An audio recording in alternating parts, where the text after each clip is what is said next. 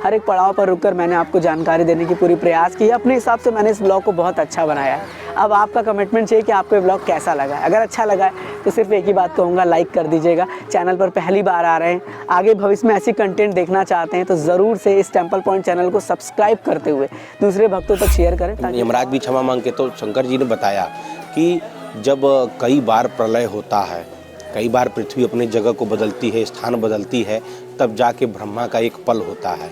इसी प्रकार जब कई वर्ष जब ब्रह्मा के बीतते हैं तो विष्णु का क्षण होता है, और जब विष्णु के बहुत सारे समय बीतते हैं, बहुत सा अवतार बीतता है, सृष्टि का बहुत बार नाश विनाश होता है, तब मेरा एक पल होता है। मैंने अपने एक पल के हिसाब से मार्कंडेय ऋषि को 12 वर्ष की आयु दी है। यहाँ पर अगर आप सच्चे दिल से, सच्चे मन से भोलेनाथ से कुछ भी मांगते हैं ना, तो भोलेनाथ आपकी विशेष को ज़रूर पूरा करते हैं। कर्म ही काशी, धर्म ही काशी। स्वागत है आप सबका काशी में, और मैं मौजूद हूँ बनारस में। अभी जो लोकेशन है वो मेरा है आशापुर। देखिए, एक होता है स्थापित लिंग। हम स्थापित लिंग की अगर पूजा करेंगे तो उसको पहले बिठाएंगे, प्राण प्रतिष्ठा करेंगे। यहाँ पे ना बैठाने की ज़रूरत है, ना प्राण प्रतिष्ठा की ज़रूरत है। ये स्वयंभू है, भगवान शंकर जी साक्षात यहाँ प्रकट हुए हैं। तो यहाँ का महत्व जैसे 12 ज्योतिर्लिंग का महत्व है, वैसे ही यहाँ का महत्व है। साथ ही साथ यहाँ पर अगर आप बोटिंग वगैरह करना चाहते हैं, कुछ लोग नाव पर बैठे हुए मैं आपको दिखाऊँ, आई गेस वो देखिए, तो ऐसे बोटिंग के सिस्टम भी आपको मिल जाएंगे, वो देख सकते हैं आप। तत्पुरुषाय महि महादेवाय धीमहि तन्नो रुद्र प्रचोदयात्। ओम शांति ओम तत्पुरुषाय महि महादेवाय धीमहि तन्नो रुद्र प्रचोदयात्। ओम शांति ओम तत्पुरुषाय महि महादेवाय धीमहि। हर हर महादेव, जय माता दी। बहुत बहुत स्वागत है आप सबका एक नए वीडियो में। मेरा नाम है आयुष और आप देख रहे हैं आपका प्यारा चैनल टेम्पल पॉइंट। लगभग 1 से 2 महीने बाद आप सबको इस टेम्पल पॉइंट चैनल पर एक नई वीडियो मिल रही है। और बेसिकली आप सबको पता ही है कि हम इस टेम्पल पॉइंट चैनल पर ज़्यादातर डिजिटल यात्रा कराते हैं। तो आज की जो हमारी ये नई डिजिटल यात्रा होने वाली है वो बनारस से काफ़ी दूर होने वाली है। जी हाँ, हम वाराणसी से काफ़ी दूर जा रहे हैं और आप सबको हम इस बार दर्शन कराने वाले हैं मार्कंडेय महादेव के दर्शन। जी हाँ दोस्तों, हम जा रहे हैं मार्कंडेय महादेव मंदिर और इसकी डिटेल जानकारियाँ शेयर होंगी इस वीडियो में कि अगर आप जाना चाहते हैं तो कैसे जा सकते हैं, क्या रूट मैप होता है, कैसे वहाँ पहुँचना होता है, मतलब A to Z जानकारियाँ आपको इस जो है वीडियो में मिल जाएगी। और साथ ही साथ आप घर बैठे डिजिटल तरीके से दर्शन भी करेंगे। तो मेरे साथ हो जाइए तैयार। और अब मैं एक्टिव रहूँगा, ठीक है, अब मैं ज़्यादातर एक्टिव रह के आप सबको डिजिटल दर्शन कराऊंगा और एज वेल एज आपको जानकारियाँ भी शेयर करूँगा। देखिए, अगर आप ये वीडियो बनारस से देख रहे हैं फिर तो कोई दिक्कत नहीं है, लेकिन अगर आप ये वीडियो जो है वो आउट ऑफ स्टेट देख रहे हैं, बनारस के बाहर से देख रहे हैं, तो मैं आपको बता दूं कि आपको सबसे पहले बनारस आना होगा। बनारस के कई सारे माध्यम हैं, बाई फ्लाइट आ सकते हैं, बाई ट्रेन आ सकते हैं, बाई बस आ सकते हैं। तो फिर बनारस के बाद कहाँ कहाँ कैसे पहुँचना है वो मैं आपको आगे वीडियो में शेयर करूँगा। और अगर आपने अभी तक इस चैनल को सब्सक्राइब नहीं किया है, परिवार से जुड़े नहीं है ना, तो इस चैनल को सब्सक्राइब करके परिवार से जुड़ ज़रूर जाइएगा।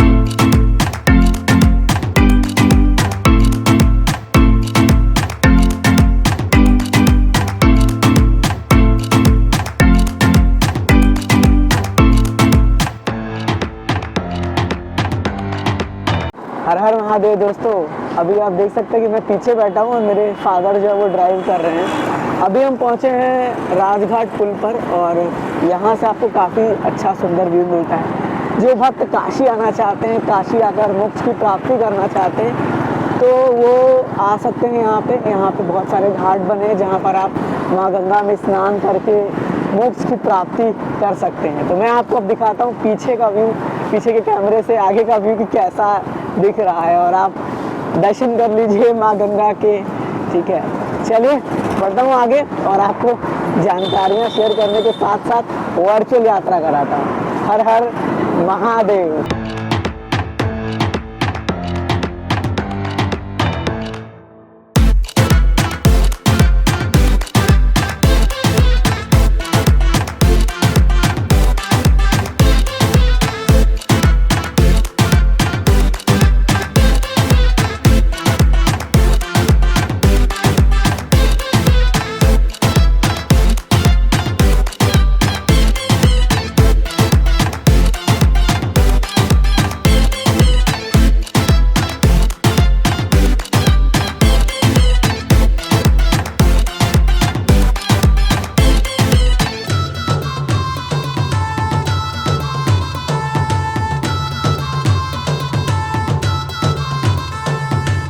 तो दोस्तों आप ये देख सकते हैं, ये है कजाकपुर का रेलवे क्रॉसिंग। ठीक है, अगर आप राजघाट से आ रहे हैं, राजघाट सबको पता है, ठीक है, बनारस में जितने लोग हैं ज़्यादातर लोग को राजघाट की इन्फॉर्मेशन होगी, तो उन्हें कजाकपुर के इस रेलवे फाटक से अंदर जाना है, यानी आशापुर वाले रूट पर इनको जाना है।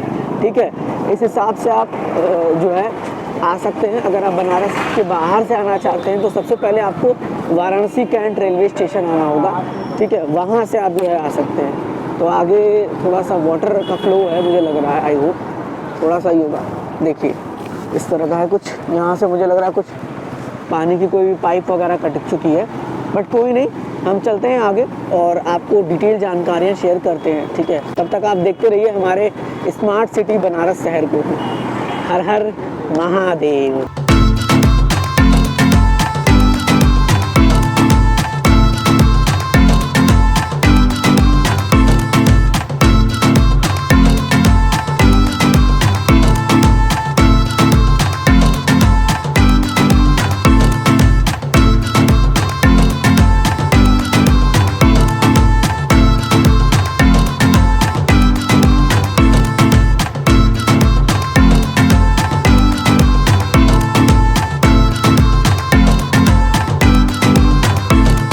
कर्म ही काशी, धर्म ही काशी। स्वागत है आप सबका काशी में, और मैं मौजूद हूँ बनारस में। अभी जो लोकेशन है वो मेरा है आशापुर। ठीक है, और ये देखिए नया ओवरब्रिज बना है, मैं आपको दिखाऊं। इसी ओवरब्रिज से होकर हम जाएंगे मार्कंडे महादेव दर्शन करने, और आपको डिटेल जानकारियाँ शेयर करते हुए दर्शन भी कराएंगे। एक बात का आपको खास ख्याल रखना है, कभी भी आप ड्राइव कर रहे हैं, देखिए मैं आपको एक ही बात कहूँगा, सेफ्टी आप सबको ही देखनी है अपनी, तो हेलमेट का प्रयोग ज़रूर करें। और मैं आपको ये भी बता दूं कि अगर आप आउट ऑफ स्टेट यानी बनारस के बाहर से वीडियो देख रहे हैं और आप आना चाहते हैं, तो जो लोकेशन मैंने आपको गाइड किया कि राजघाट पुल से आपको आना होगा कजाकपुर जो रेलवे क्रॉसिंग है उसको क्रॉस करते हुए आपको आशापुर आना होगा। ये आशापुर वाला रूट है, और मैं आपको दिखा दूँ ये ओवरब्रिज जो है, तो इसी ओवरब्रिज से होकर हम जाएंगे और सारी डिटेल जानकारियाँ शेयर करेंगे। ठीक है, तो इसी तरह इन्फॉर्मेटिव डिजिटल दर्शन के लिए ट्रेन राइडर के साथ साथ टेम्पल पॉइंट को सब्सक्राइब कर लें और इस परिवार से जुड़ जाएं, ताकि आपको फ्यूचर में ऐसी डिजिटल दर्शन प्राप्त होती रहे। आई होप कि मेरी वॉइस आप तक पहुंच रही होगी। चलिए हम मिलते हैं इस ब्रिज पर, ओवर ब्रिज पे, और यहाँ से अपनी जो कहते हैं ना एक्सक्लूसिव वर्चुअल यात्रा की शुरुआत करते हैं। तो आप सबको हर हर महादेव।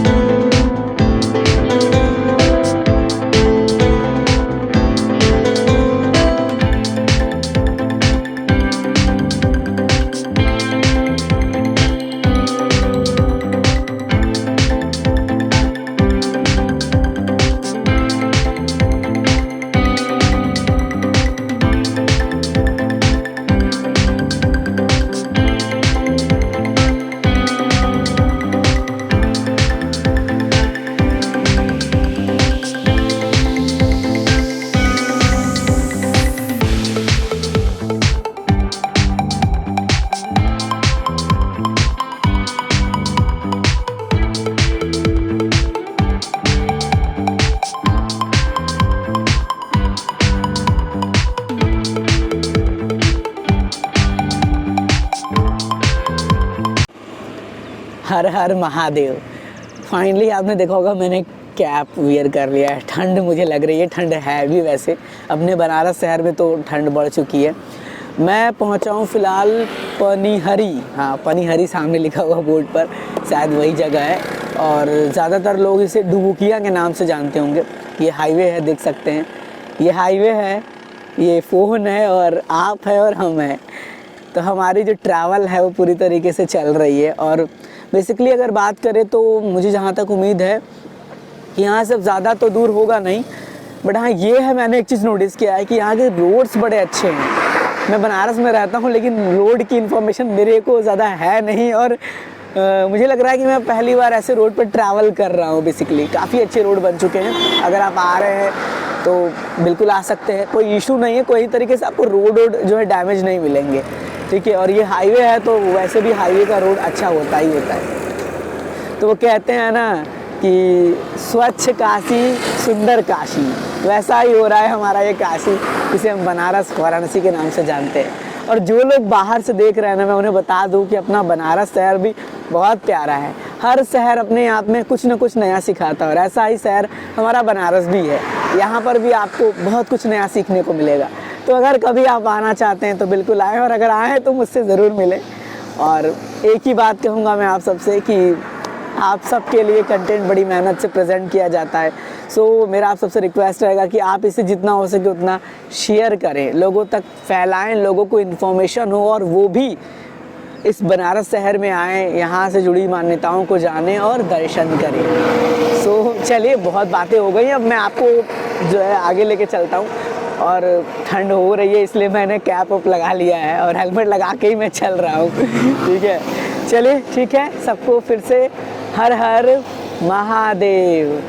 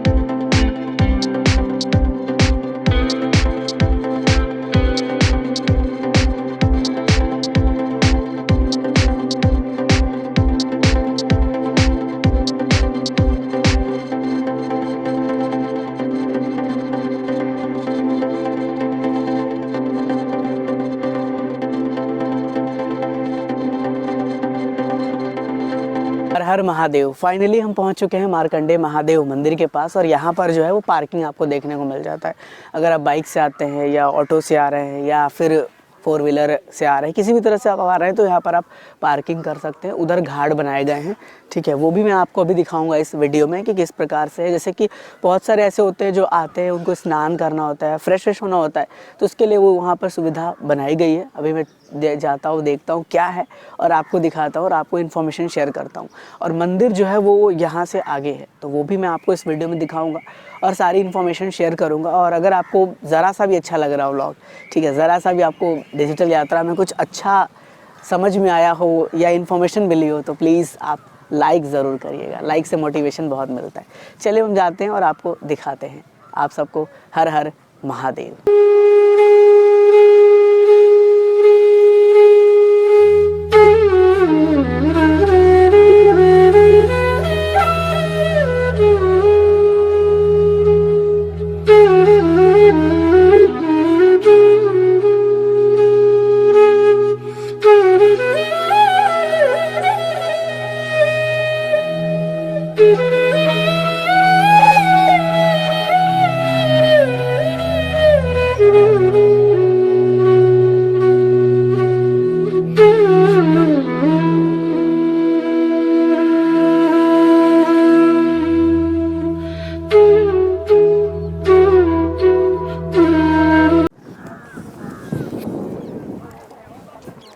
हर हर महादेव।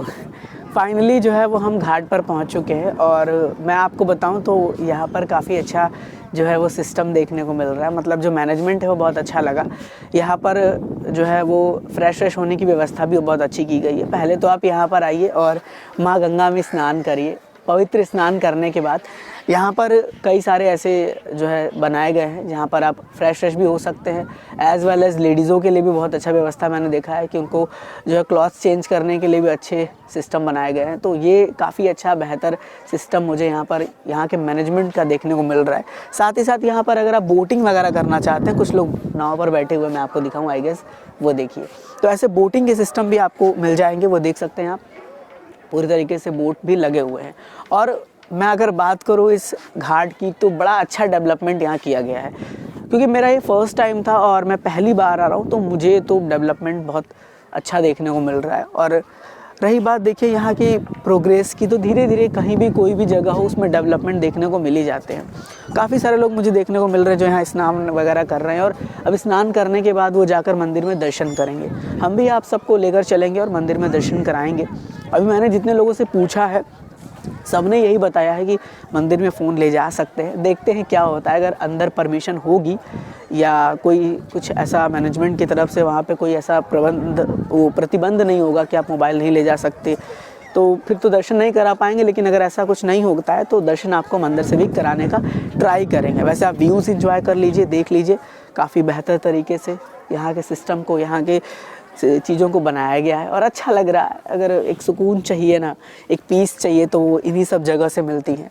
तो माँ गंगा का ये पवित्र दर्शन आप घर बैठे करिए। अपने बनारस के, काशी के गंगा दर्शन भी आप सबको हम जल्द ही इस टेम्पल पॉइंट पे कराएंगे। बहुत सारे ऐसे जो भी हमारे घाट्स हैं बनारस के, तो वो भी हम आपको दिखाएंगे। दोस्तों ये महज सिर्फ एक शुरुआत है, महज सिर्फ एक ये शुरुआत है। अभी बहुत सारी डिजिटल यात्रा जर्नीज आप सबको करानी है। मेरा देखिए ये डिजिटल यात्रा कराने का मकसद सिर्फ एक ही होता है कि मैं आपको छोटे से वीडियो में अच्छे खासे दर्शन घर बैठे करा पाऊँ। बहुत सारे ऐसे होते हैं वो किन्हीं कारणों से नहीं आ पाते। कई लोग आज के लाइफ में इतने बिजी रहते हैं, साथ ही साथ कुछ लोग ऐसे होते हैं जिनके पास पैसे की प्रॉब्लम होती है। सो कई सारी रीजंस हो जाती हैं, तो कोई बात नहीं, अब डिजिटल यात्रा करिए, डिजिटल दर्शन करिए, क्योंकि आज का जो ज़माना है वो डिजिटली ट्रैवल करने का है। तो डिजिटली ट्रैवल करिए और कभी भी अगर आपके पास टाइम हो तो आप ज़रूर आए। तो अपनी बातों को मैं समाप्त करता हूँ। हर हर महादेव। ॐ तत्पुरुषाय महि महादेवाय धीमहि तन्नो रुद्र प्रचोदयात्।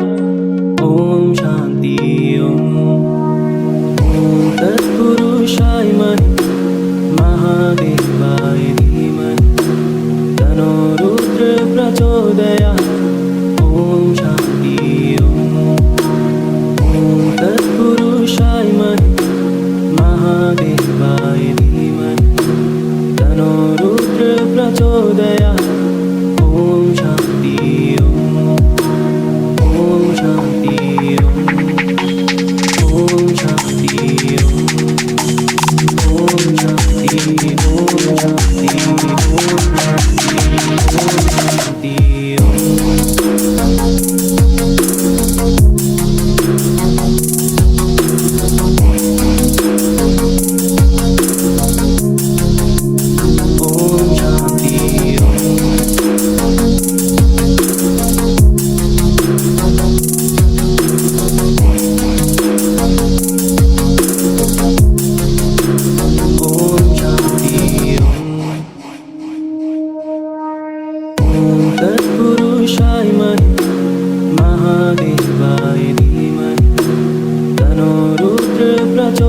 हर हर महादेव। बहुत बहुत स्वागत है आप सबका इस डिजिटल यात्रा में। फ़िलहाल आप देख सकते हैं मैं गेट के पास पहुंच चुका हूं और ये मंदिर का प्रवेश द्वार है। यहां से आप माला वगैरह ले सकते हैं जब भी आइए। माला और जो भी आपको अंदर चढ़ाना है वो ले लीजिए। प्रसाद वसाद लेने के बाद आप अंदर जा सकते हैं। बेसिकली चलिए अब हम चलते हैं अंदर, देखते हैं कि दर्शन हमें हो जाते हैं और आपको दर्शन करा पाते हैं कि नहीं, ये अंदर जाकर पता करते हैं। तो आई होप कि आप सबको ये डिजिटल यात्रा बहुत अच्छी लग रही होगी और आपने यहाँ तक देखा है तो सब्सक्राइब ज़रूर से कर लीजिएगा। हर हर महादेव।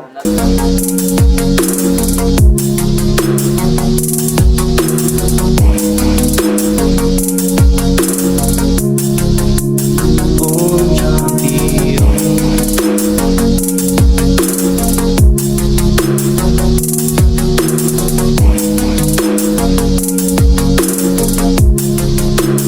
ओम शांति ओम तत्पुरुषाय महादेवाय धीमहि तन्नो रुद्र प्रचोदयात्। ओम शांति ओम तत्पुरुषाय महादेवाय धीमहि तन्नो रुद्र प्रचोदयात्। ओम शांति ओम शांति ओम शांति ओम शांति ओम शांति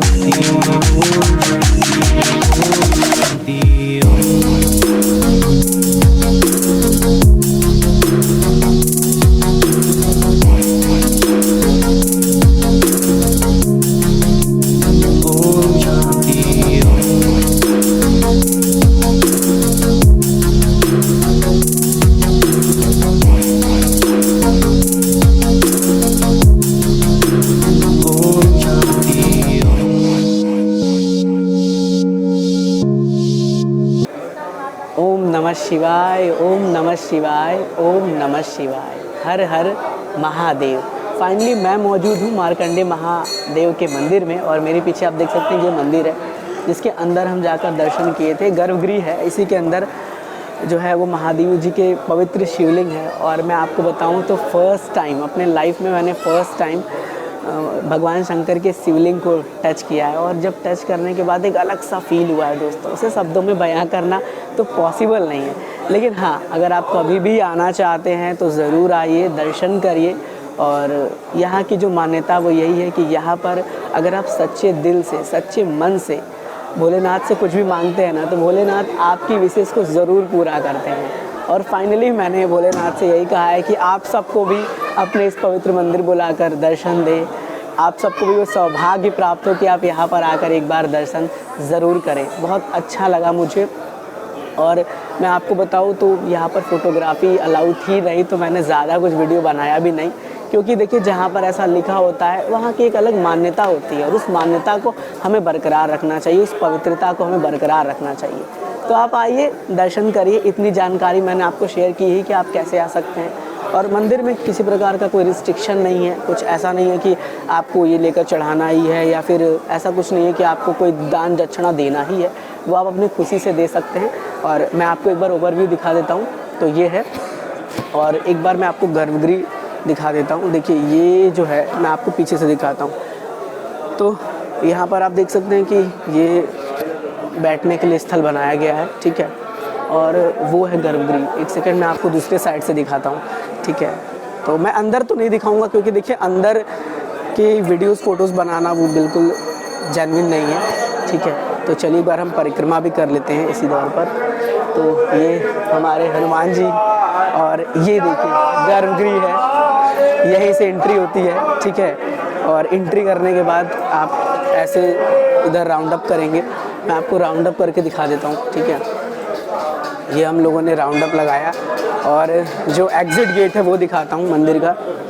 तो ये जो गेट देख रहे हैं ये एग्ज़िट गेट है। देखिए ये एग्ज़िट गेट है, यहाँ से लोग दर्शन करके बाहर आ रहे हैं। सामने ही पवित्र शिवलिंग है, इसके पवित्र पावन दर्शन हमने किया है और आप सबसे भी कहूँगा कि आप सब आके ज़रूर करिएगा दर्शन। तो इस तरह का है। यहाँ पर आप अगरबत्ती वगैरह जो है वो कर सकते हैं। इधर भी दर्शन है आप सबके लिए। तो अगर आप कभी भी आना चाहते हैं बिल्कुल आइए। वेल मेंटेन प्लान बनाकर आइए और दर्शन करिए, और किसी प्रकार से कोई दिक्कत नहीं है, और भोलेनाथ आप सबकी विशेष को ज़रूर पूरा करेंगे। ठीक है, चलिए अब मैं आपको मिलूँगा नेक्स्ट क्लिप में, देखता हूँ कहाँ पे मिलता हूँ और फिर आपसे बात करूँगा।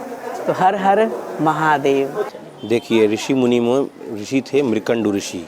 तो मृकंडु ऋषि को कोई पुत्र नहीं था, पुत्र पुत्री कुछ नहीं था।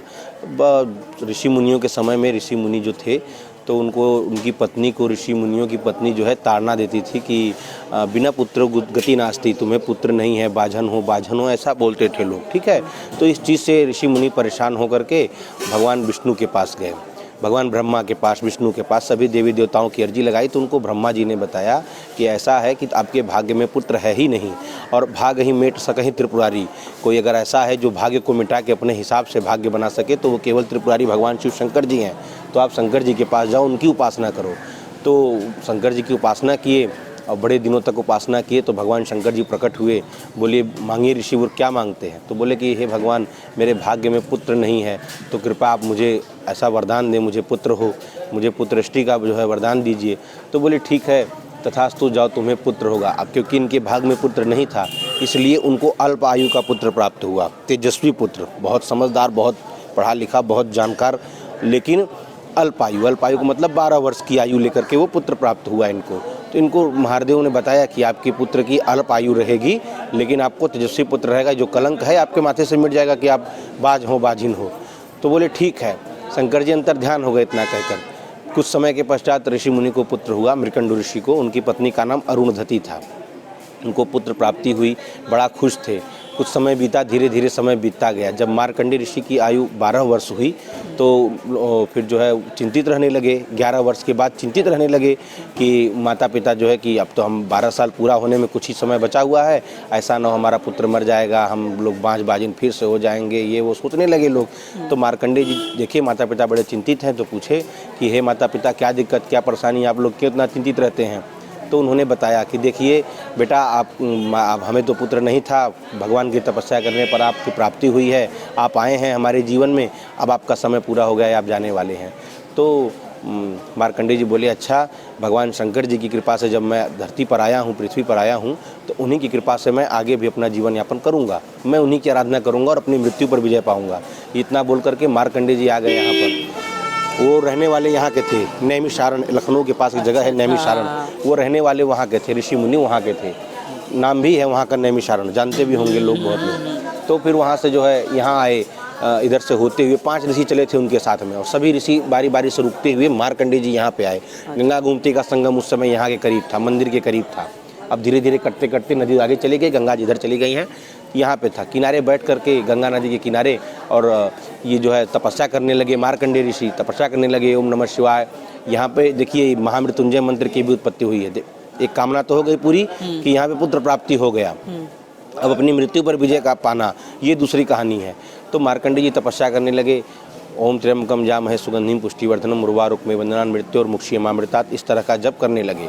जब जप करने लगे तो समय धीरे धीरे बढ़ा आगे समय, और जब 12 वर्ष पूर्ण हुए तो यमदूत आए इनके प्राण हरने के लिए, और उन्होंने अपना पासा फेंका। वो सब विफल हो गए, नहीं कर पाए, क्योंकि भगवान शंकर की तपस्या में लीन थे मार्कंडेय जी पूर्ण रूप से।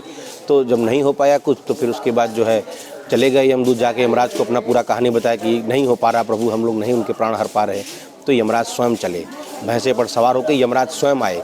जब स्वयं आए तो उन्होंने अपना यम पास फेंका। अब जब यम पास फेंका तो मार्कंडेय जी को भी आभास हुआ कि अब हमारे प्राण निकल जाएंगे। तो शिवलिंग को जोर से अपने गले में पकड़ करके, मिट्टी के पार्थिव बनाई हुई थी, उसको ऐसे जोर से पकड़ के गले लगा करके चंद्रशेखर चंद्रशेखर चंद्रशेखर रक्षमाम, चंद्रशेखर चंद्रशेखर चंद्रशेखर पाहिमाम का जाप करने लगे जोर जोर से। भगवान शंकर जी सारी माया देख रहे थे, और तुरंत क्रोधित मुद्रा में चतुर्भुज अवतार में, भगवान शंकर जी को आप कभी नहीं देखे होंगे, भगवान शंकर जी पहली बार चतुर्भुज अवतार में प्रकट हुए, नंदी पे सवार और भैंसे पे सवार यमराज के ऊपर अपना त्रिशूल तान दिया शंकर जी ने, मारने के लिए कि क्यों मेरे जो है भक्त की जान लेने पर आतुर हुआ है।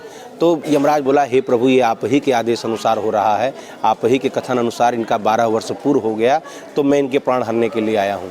तो मार्कंडेय जी चुपचाप अपना पकड़ के शिवलिंग बैठे हुए हैं, रो रहे हैं। और यमराज जो है हाथ जोड़ के यमराज भी खड़ा हो गया। आपको फोटो दिखाऊंगा मैं, फोटो देखे होंगे आप कहीं पे।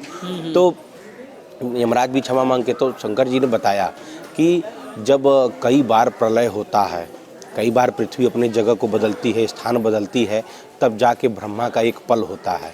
इसी प्रकार जब कई वर्ष जब ब्रह्मा के बीतते हैं तो विष्णु का क्षण होता है, और जब विष्णु के बहुत सारे समय बीतते हैं, बहुत सा अवतार बीतता है, सृष्टि का बहुत बार नाश विनाश होता है, तब मेरा एक पल होता है। मैंने अपने एक पल के हिसाब से मार्कंडेय ऋषि को 12 वर्ष की आयु दी है। यहीं पर भगवान मार्कंडेय ऋषि जी अमर हो गए हैं। जो ताखे में रखे हुए थे वो मार्कंडेय ऋषि हैं, जो नीचे हैं वो स्वयंभू हैं, वो स्वयं निकले हुए हैं। देखिए, एक होता है स्थापित लिंग।